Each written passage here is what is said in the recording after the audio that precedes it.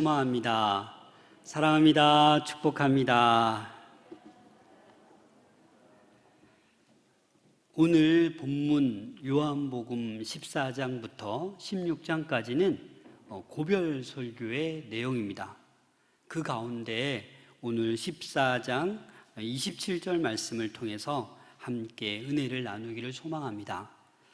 먼저 우리 요한복음 14장 1절 말씀을 보시면 너희는 마음에 근심하지 말라. 하나님을 믿으니 또 나를 믿으라 라고 말씀하고 있습니다. 왜 고별 설교를 시작하면서 근심하지 말라라는 말로 시작할까요? 13장에 어떤 내용이 나오냐면 요한복음 13장에 보면 가룟 유다가 배반할 거다라는 예고를 합니다. 그리고 베드로도 부인하고 3번 부인하고 도망갈 거라고 예고합니다. 그리고 예수님도 이상하게 자꾸 이제 나는 간다라는 말씀을 하고 있기 때문에 이 제자들은 그 어느 때보다도 불안하고 좀 걱정이 근심이 있었던 그런 가운데 이 상황이 놓여져 있다라는 겁니다. 그래서 지금 고별 설교를 시작하면서 뭐라고 하는 겁니까? 너희는 제자들 너희는 근심하지 말라라고 말씀하고 있는 겁니다. 여러분, 이 근심하지 말라, 근심, 이 헬라어로 타라소라는 단어인데 어떤 의미가 있냐면 뒤흔들다라는 의미가 있어요. 혼란스럽다. 그래서 이 근심이라는 것은 우리를 뒤흔드는 거예요. 혼란스럽게 하는 거예요. 그래서 너희는 뭐에 근심하지 말라? 마음에 근심하지 말라라고 하고 있습니다. 이 마음 카르디아, 이 마음이 뒤흔들리면 여러분 어떻게 됩니까? 평온한 마음에 이렇게 하루하루 살아가면 참 좋은데 무슨 일을 당해서 마음이 어떻게 돼요? 막 뒤흔들려요. 막 혼란스러워요. 그럼 어떻게 되는 겁니까? 근심이 가득 차게 되는 겁니다. 그래서 영국의 대문호 셰익스피어가 이렇게 얘기했습니다. 근심은 생명의 적이다. 근심을 많이 하면 많이 할수록 생명에 해가 된다라는 의미입니다. 미국의 시카고 러시 대학교에서 메디컬 센터에서 이런 설문조사를 했습니다. 65세 이상 되는 1064명의 그 어르신들을 대상으로 근심과 스트레스 지수를 측정한 거예요. 그리고 6년 뒤에 그 결과를 보고 그들의 상황을 딱 보니까 어떤 결과가 나왔냐? 근심과 스트레스가 많은 사람이 알츠하이머의 병에 걸릴 확률이 2배 이상 높은 결과가 나왔습니다. 여러분, 알츠하이머가 어떤 건지 아시죠? 요즘은 암보다 무서워합니다. 암은 뭐 수술할 수도 있고 나을 수도 있는데 이 알츠하이머 병은 아내도 몰라봐요. 자식도 몰라봐요. 그래서 이 두려운 거예요. 나이 들어서 알츠하이머 걸리면 얼마나 알아보지도 못하고 그래서 많은 이들이 두려워하는 것입니다. 여러분 어떻습니까? 여러분 안에 근심이 있습니까? 사실 없다고 하면 참 정말 대단한 거죠. 모든 사람에게는 근심이 있습니다. 두려움이 있습니다. 이 근심이 가만히 보니까 이 근심 때문에 잠을 못 이루어요. 그런 사람 있잖아요. 또 어찌 보면 살짝 왔다 지나가는 그런 근심조차도 우리에게는 너무나도 많이 있습니다. 그래서 가만히 보니까 40% 정도가 절대로 일어나지 않을 일에 대해서 대부분의 사람들이 근심하고 있더라. 또 30% 과거의 일인데 그 과거 것을 자꾸 생각하면서 근심하고 있더라. 또 10%는 이제 질병에 대해서 근심하고 있고 단 8%만이 정말 걱정해야 될, 근심해야 될 그런 일들에 대해서 근심하고 있더라라는 겁니다. 그런데 그 8%도 어찌 보니까 굳이 근심할 거리가 아니더라라는 그런 이야기가 있습니다. 다시 말해서 아무리 걱정해봐야 소용없다라는 거죠. 그렇죠? 아무리 근심해봐야 쓸데없고 나만 힘들고 괴롭기 때문입니다. 그래서 지금 제자들에게 예수님은 너희는 마음에 근심하지 말라. 근심하면 생명에 해가 되기 때문에 지금 단호하게 근심하지 말라라고 말하고 있습니다. 또 오늘 제목처럼 근심하지도 말고 뭐 하지도 말라? 두려워하지도 말라. 이 두려워하지도 말라, 데일리 아오라는 헬라어 단어인데 계속해서 비겁하게 구는 게 두려워하는 거예요. 계속해서 비겁하게 구는 거예요. 더 이상 겁먹지 말라라는 거예요. 그게 바로 두려워하지 말라라는 겁니다. 예수님은 자기를 핍박하는 그들을 알고 있었어요. 내가 이제 십자가 지고 제자들을 떠나면 그들이 나의 제자들도 핍박하고 괴롭힐 것을 알고 계셨던 거예요. 그래서 제자들에게 뭐라고 하는 겁니까? 너희는 근심하지도 말고 두려워하지도 말라라고 지금 단호하게 이야기하고 있는 것입니다. 그런데 제자들은 어떻게 했습니까? 이 말을 기억하지 못하고 금세 배반하고 금세 부인하고 도망가 버렸죠. 하지만 예수님의 그 부활을 목도하고 또 부활 승천을 경험한 제자들은 어떻게 변합니까? 예수님께서 얘기했던 것처럼 근심 없이 두려움 없이 목숨 내걸고 복음 전하는 그런 제자들의 모습을 우리는 사도행전을 통해서 잘 알고 있습니다. 인생을 살아가면서 직면하게 되는 어려움을 크게 네 가지로 봅니다. 첫 번째는 가난입니다. 야, 이거 밥도 못 먹으면 어떡하지? 이런 걱정, 근심. 두 번째는 질병에 대한 두려움입니다. 내가 아프면 어떡하지? 교통사고 나면 어떡하지? 세 번째는 실패에 대한 두려움입니다. 나의 사업이 망하면 어떻게 하지? 인생의 낙오자가 되면 어떻게 하지? 이런 마음을 갖는다라는 겁니다. 마지막은 죽음에 대한 두려움입니다. 내가 죽으면 어떻게 하지? 우리 가족은 어떻게 하지? 이런 두려움이 우리에게는 찾아온다라는 겁니다.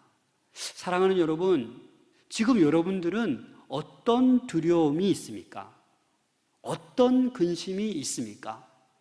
아마 몇 분은 목사님, 저는 아무런 근심이 없어요. 아무런 두려움이 없어요.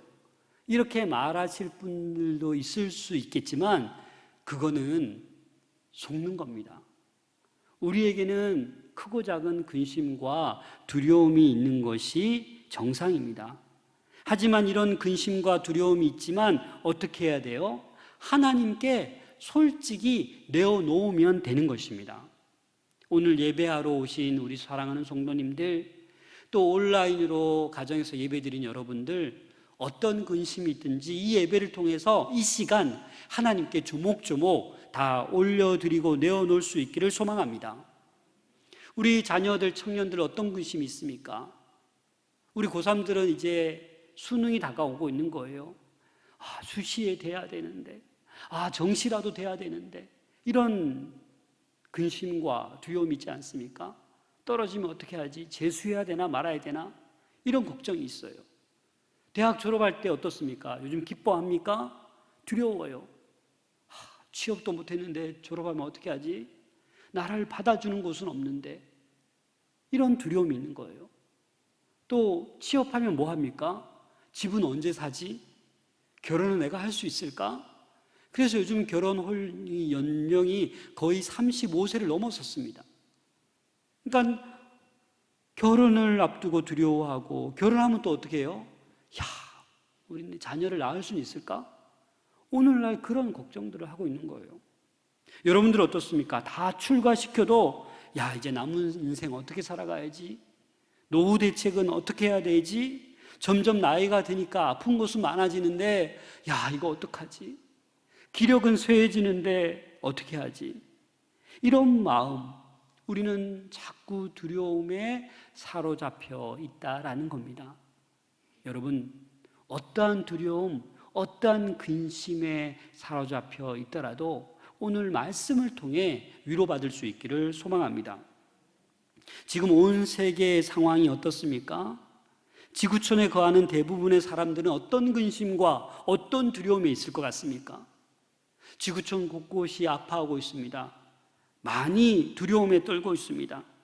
아마 가장 두려움 가운데 있는 사람은 오늘 장로님 기도할 때도 말씀하셨지만 아프가니스탄인들입니다. 갑자기 이제 탈레반이 이제 장악해서 어떤 일이 벌어나고 있습니까? 두려운 거예요. 그 탈레반의 그 잔혹함을 알거든요. 그래서 여러분들도 보셨다시피 탈출하는 겁니다. 그래서 어떤 일이 있었습니까?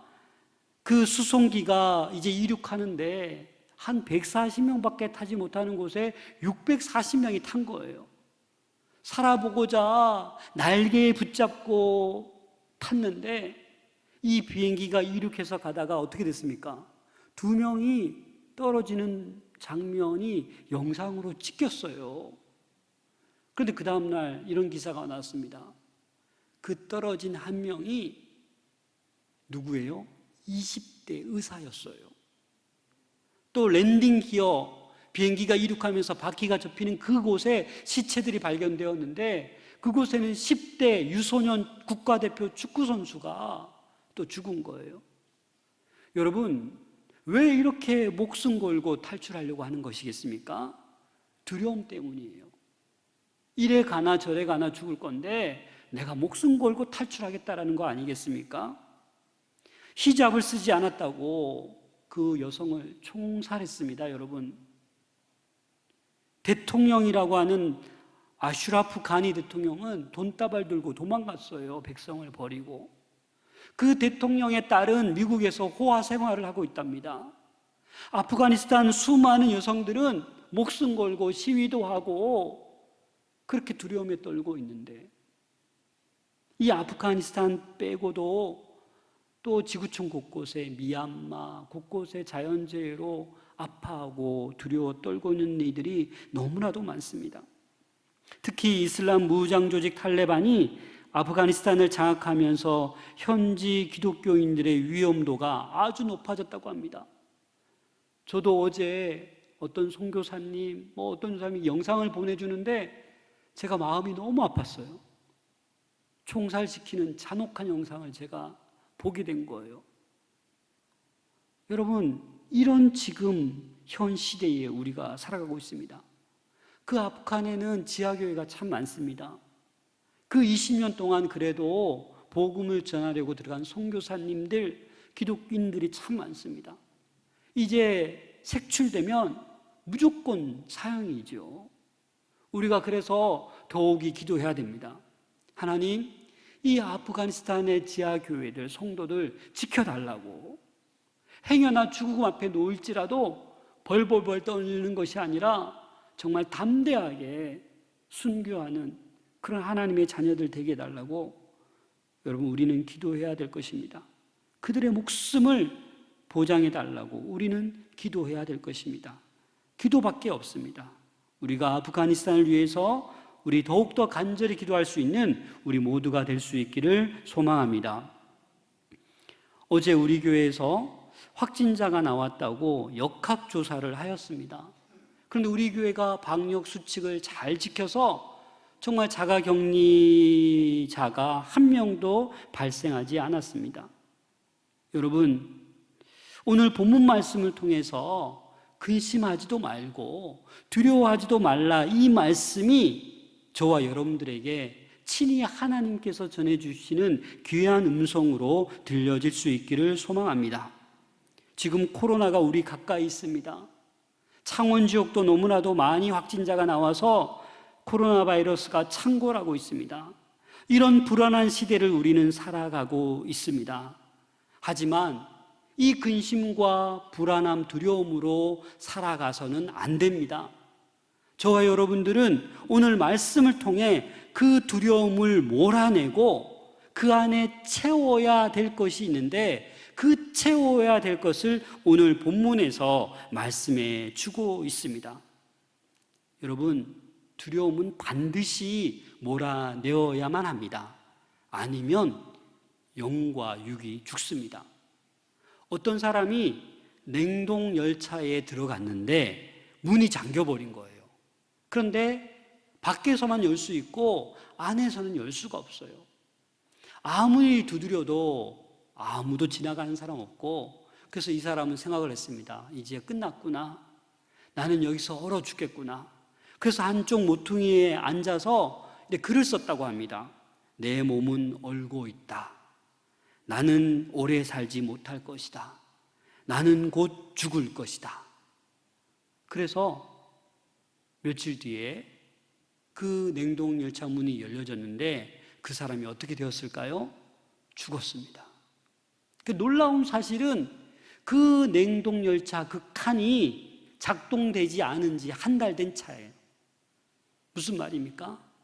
전혀 얼어 죽을 필요가 없고 산소도 충분한데 이 사람은 두려움으로, 공포로 죽게 된 것입니다. 여러분 믿어지십니까? 이게 사실입니다. 예전에 어떤 의사가 A라는 사람이 암 말기고 B라는 사람은 정상이에요.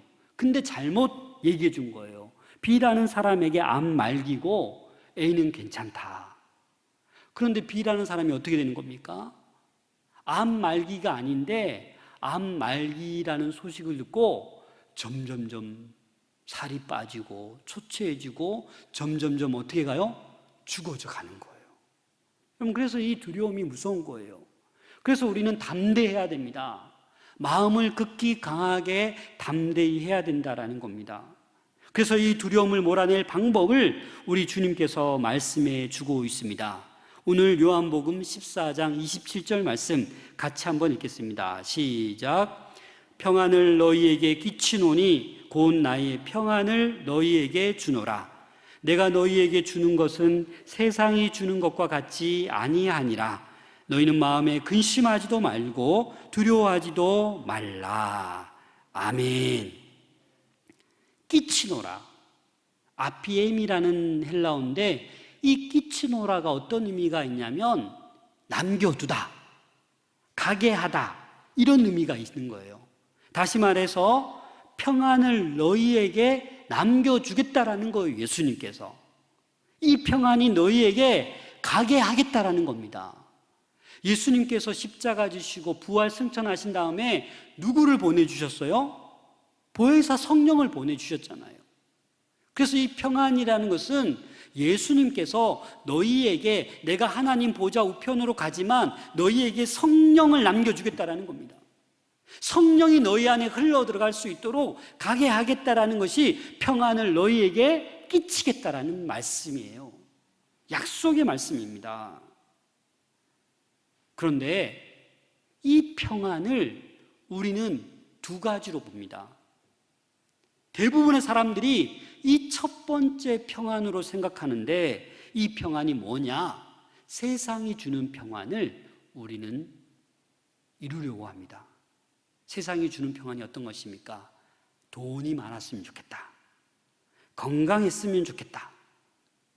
내 집이 크게 있었으면 좋겠다. 이게 바로 뭐예요?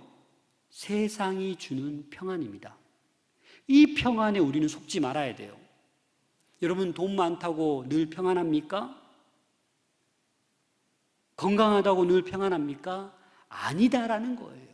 세상이 주는 평안은 잠시뿐이라는 겁니다. 이 당시 그 로마 시대 팍스 로마나 이런 얘기 들어보셨죠? 팍스 로마가 뭡니까? 이 팍스는 영어로 피스라는 단어예요. 평화라는 단어예요. 로마 제국이 어떻게 했습니까? 온 인류를 지배하면서 힘이 있어야 된다. 권력이 있어야 된다. 막강한 군사력이 있어야 된다. 이것들만 있으면 평화를 우리는 유지할 수 있다라는 겁니다. 로마식이죠. 힘이 있어야지만 평화를 이룰 수 있다라는 겁니다. 그래야 우리는 출세해야 되고 돈을 많이 벌어야 되고 성공해야만 평화로운 생활을 누릴 수 있다라고 하는 겁니다.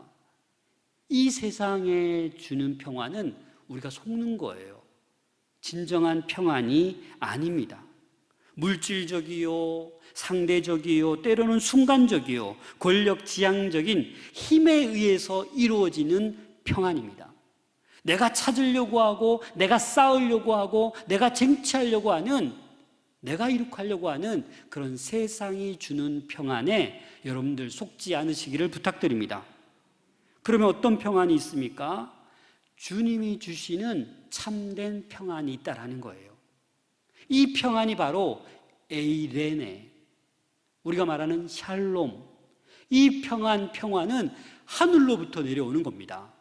우리가 뭐 쟁취하거나 노력해서 얻는 것이 아니라 하나님께서 평안을 너희에게 끼치노라, 너희에게 남겨주고 간 그 평안, 너희에게 흘러가도록 한 그 평안, 영적이요, 신령한 것이요, 완벽한 평안이요, 하늘로부터 주어진 이 평안을 우리는 사모해야 합니다. 그래서 세상에 주는 평안과 하나님이 주시는 평안이 다르다는 것을 여러분들 명심해야 됩니다. 그런데 우리는 신앙생활 하면서 자꾸 뭘 찾아요? 세상이 주는 평안이 나에게 별로 없네라고, 건강이 별로 안 좋네, 물질이 부족하네, 뭐가 안 좋네, 이러면서 우리는 두려움에 떨고 있는 거예요. 여러분, 두려움은 우리를 죽이게 합니다. 우리의 영을 사로잡습니다. 이 두려움이 어떻게 해야 우리 가운데 사라집니까? 하늘의 평안이 우리에게 채워지면 이 두려움은 사라질 줄로 믿습니다. 그래서 우리는 이 평안을, 닥친 문제를 회피하는 것이 아니라 극복하게 하는 것이 평안입니다. 우리에게 닥친 모든 문제들이 사라지는 게 평안이 아니라 최악의 위기 가운데에서도 흔들리지 않는 거예요. 그 상황 가운데도 이 평안으로 살아가는 것, 이 코로나의 위기 가운데, 두려움 가운데도 흔들리지 아니하고 주님이 주시는 평안으로 극복해 내는 사람이 하늘의 평안을 누리는 사람입니다. 아이고, 어떡하지? 코로나 무서운데. 그래서 다 회피해 다니면서 나는 절대 예배 못 드려. 그래서 벌써 1년 반 이상 이 전에 나오지 못한 성도들도 저는 있는 걸로 압니다. 사랑하는 여러분, 이 세상이 주는 평화가 아니라 하나님이 주는 평화는 우리가 지금 열악한 상황 가운데, 코로나가 창궐하는 상황 가운데 있더라도 그 상황을 이겨내는 것이 하나님이 주시는 평안인 줄로 믿습니다. 예수님도 지금 이 말씀하시고 며칠 뒤가 아니라 바로 얼마 되지 않는 시간에 뭘 하셔요? 십자가를 지십니다. 십자가 지기 전에 지금 샬롬을, 에이레네를 말하고 있는 거예요. 누구를 위해서? 제자들을 위해서. 그래서 우리는 이 하나님이 주시는 이 평안을 사모해야 되는 줄로 믿습니다. 그럼 이 평안을 우리가 어떻게 얻겠습니까? 간절히 기도하는 가운데 얻을 수 있습니다. 우리 예수님도 십자가 지기 전에 얼마나 두려웠습니까? 할 수만 있다면 이 잔을 내게서 옮기시옵소서. 하지만 예수님이 뭐 하셨습니까? 겟세마네 동산에 올라가서 기도하셨습니다. 예수님의 일생을 보면 늘 기도의 삶이었습니다. 다시 말해서 하늘로부터 내려오는 평안, 에이레넨을 우리가 충만하게 채우려면 뭐 해야 된다? 기도해야 된다라는 겁니다. 부르짖어야 된다라는 겁니다. 예수님만 그렇게 하셨습니까? 바울도 여러분 어떻게 했습니까? 바울이 복음 전하면서 편하게 복음 전했습니까? 돌에 맞아 죽을 뻔도 했지요. 파선했지요. 얼마나 사방에서 우겨쌈을 당했습니까? 고린도후서 7장 5절 말씀 같이 읽겠습니다. 시작. 우리가 마게도냐에 이르렀을 때에도 우리 육체가 편치 못하고 사방으로 환난을 당하여 밖으로는 다툼이요 안으로는 두려움이었노라. 여러분, 이 구절만 봐도 바울이 얼마나 육체적으로 힘들었을까요? 환난당하고 다투고, 바울 안에도 뭐가 있었어요? 두려움이 있는 거예요. 여러분, 매 맞아 거의 죽어가는데 두려움이 없겠습니까? 두려움이 있는 거예요, 바울에게도. 근데 바울이 어떻게 기도했습니까? 빌립보서 4장 6절 7절을 함께 읽겠습니다. 시작. 아무것도 염려하지 말고 다만 모든 일에 기도와 간구로 너희 구할 것을 감사함으로 하나님께 아뢰라. 그리하면 모든 지각이 뛰어난 하나님의 평강이 그리스도 예수 안에서 너희 마음과 생각을 지키시리라. 아멘. 지금 바울은 두려움에 휩싸일 때마다 이렇게 기도한 거예요. 비결을 안 거예요. 아무것도 염려하지 말고 근심이 찾아올 때, 두려움이 찾아올 때, 그럴 때마다 다 어떻게 하라고요? 감사함으로 기도하며 주님께 맡기면 내 마음과 내 생각을 하나님께서 평안으로 지켜주신다라는 것을 바울은 수도 없이 경험한 거예요. 그렇죠?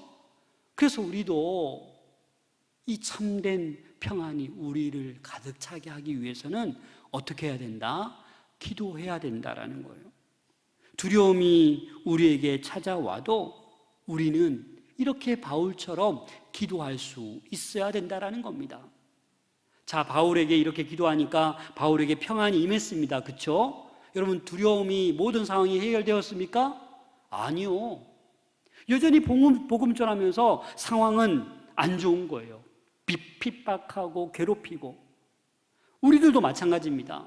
우리가 하나님께서 간절히 기도해서 하나님 주신 평안을 우리가 누렸어요. 그렇다고 모든 두려움, 모든 상황이 해결되는 겁니까? 아니요. 그렇지 않아도 우리에게 여전히 문제가 있고 여전히 건강이 안 좋고 여전히 물질적으로 어려움 당하고 이 코로나 시기에 사업이 잘 안 돼서 경제적으로 힘든 가운데 있더라도 하나님께서 이 평강을 주시면 이 두려움 속에도 우리는 평안함을 누릴 수 있다는 겁니다. 우리의 마음과 생각을 하나님께서 지켜주신다라는 겁니다.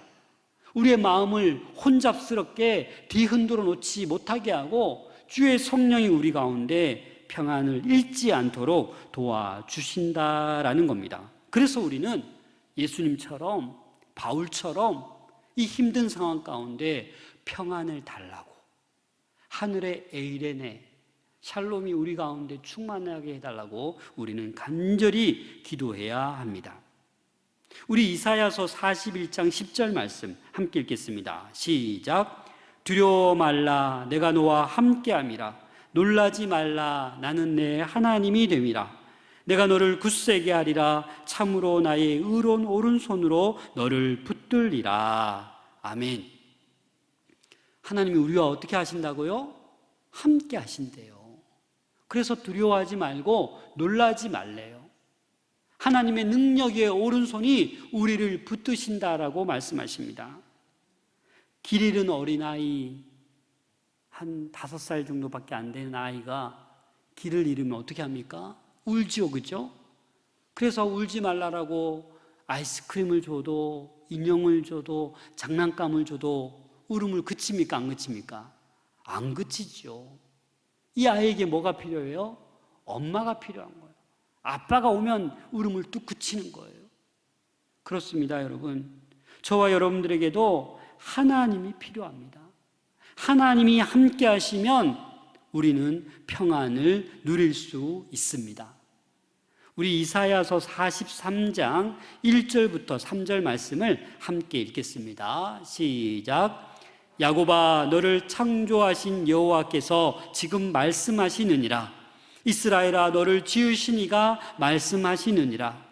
너는 두려워하지 말라. 내가 너를 구속하였고 내가 너를 지명하여 불렀나니 너는 내 것이라.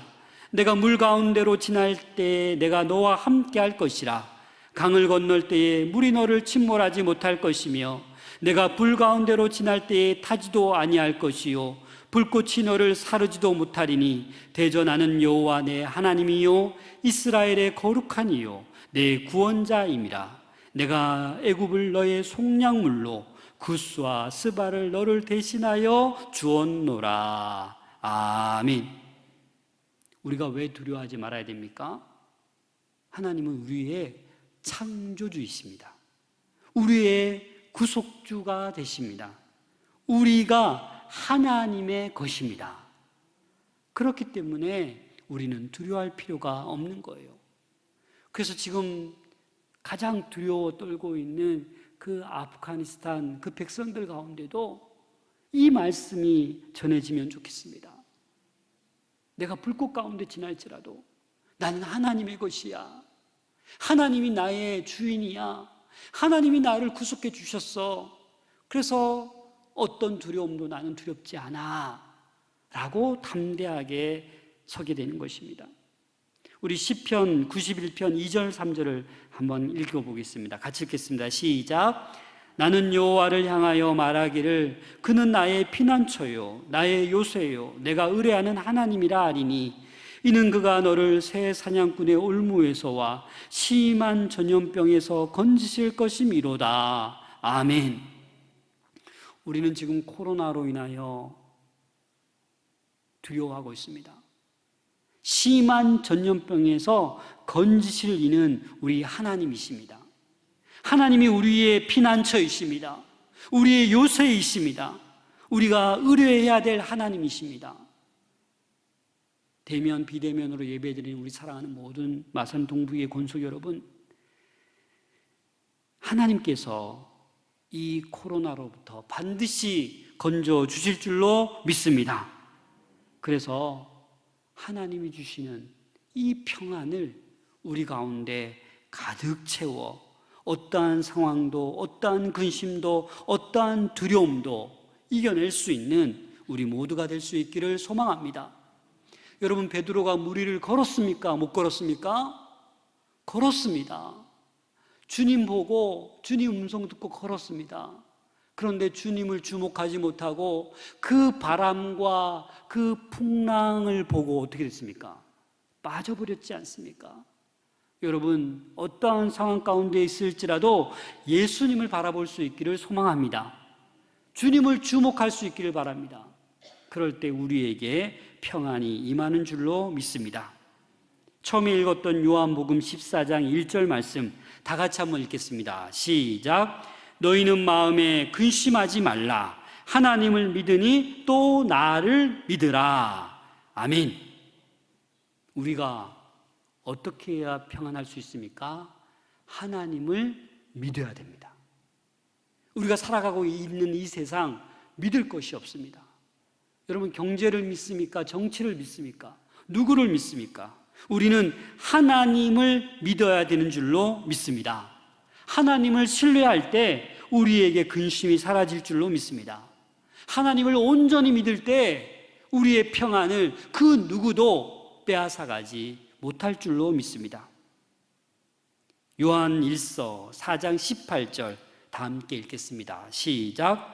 사랑 안에 두려움이 없고 온전한 사랑이 두려움을 내쫓나니 두려움에는 형벌이 있습니다. 두려워하는 자는 사랑 안에서 온전히 이루지 못하였느니라. 아멘. 여러분, 사랑이 두려움을 내쫓습니다. 우리 마산동부교회 모든 성도들 사랑하십시다. 뭐 비방하거나 뭐라 하지 말고 아픈 사람, 연약한 사람, 시험 든 사람, 잘 나가는 사람, 똑똑한 척하는 사람, 나보다 나은 사람 다 사랑합시다. 그러면 이 모든 두려움이 사라질 줄로 믿습니다. 오늘날 많은 사람들이 그 팍스 로마나 힘으로, 권력으로, 자기 능력으로도 노력으로 평안을 자꾸 찾으려고 합니다.